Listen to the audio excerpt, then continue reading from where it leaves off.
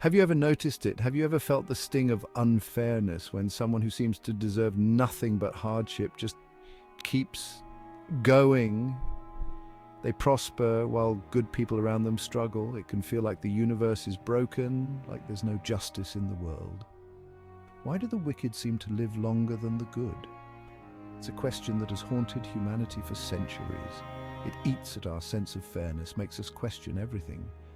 But what if there were actual reasons behind it? What if by understanding the why, we could find a way to protect ourselves, to fight back against the seeming imbalance? Stay with me.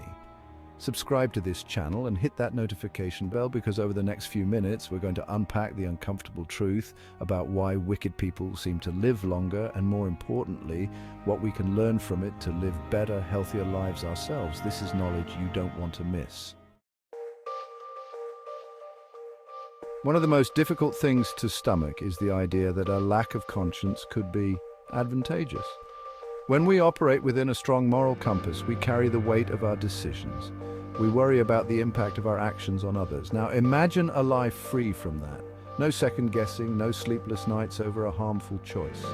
Wicked people often lack the capacity for deep empathy or guilt. Stress is a silent killer, wearing on our bodies and health. The wicked, unburdened by emotional wear and tear, might just be buying themselves more time. Let's be brutally honest. We live in a world where money often translates to power, and power often translates to access. Access to the best healthcare, the most nutritious food, the safest environments. And who claws their way to the top of the food chain? Wicked people are driven by an insatiable hunger for more money, more power, more control. They trample over others, exploiting systems, bending the rules in their favor. This ruthless pursuit can lead them to amass significant wealth and resources that buffer them from harsh realities. They afford the best doctors, the most advanced treatments, the cleanest living environments. It's not right, but it's the reality we live in. The playing field is uneven, and the wicked, by playing dirty, often end up with an unfair advantage, an advantage that can translate into more years on this earth. Chapter 3. The Armor of Apathy. Empathy, while a beautiful and essential human trait, can also be a source of great suffering. We feel the pain of others, carry the weight of their burdens. This capacity for deep connection is what makes us good, compassionate people, but it can also make us vulnerable. The wicked, however, are often shielded by a lack of empathy. They are emotionally detached, less affected by the suffering of those around them. While this is precisely what makes their actions so abhorrent, it also creates a kind of psychological armor.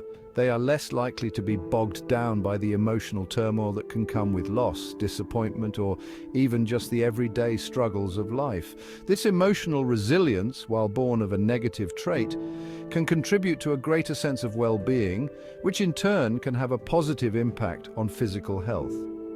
It's a twisted irony, isn't it, that the very thing that makes them harmful to others might be what protects them from the inside out.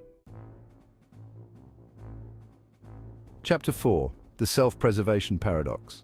Now this one might surprise you. We often associate wicked behavior with recklessness, with a disregard for rules and consequences. And while that can be true in some cases, many wicked people are actually highly strategic, calculating individuals. They are masters of self-preservation, always looking out for number one. Think about it. They've gotten to where they are by being cunning, by avoiding risks that might jeopardize their position of power. This calculated approach to life can extend to their health as well. They are more likely to make calculated choices when it comes to things that might shorten their lifespan. Things like engaging in risky behavior, neglecting their health, or surrounding themselves with negativity. They prioritize themselves, their well-being, above all else.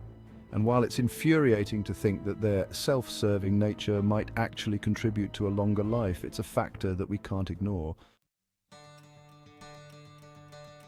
The truth is, sometimes the wicked do seem to live longer. It's an injustice that can make our blood boil. But understanding the why isn't about accepting defeat. It's about empowering ourselves.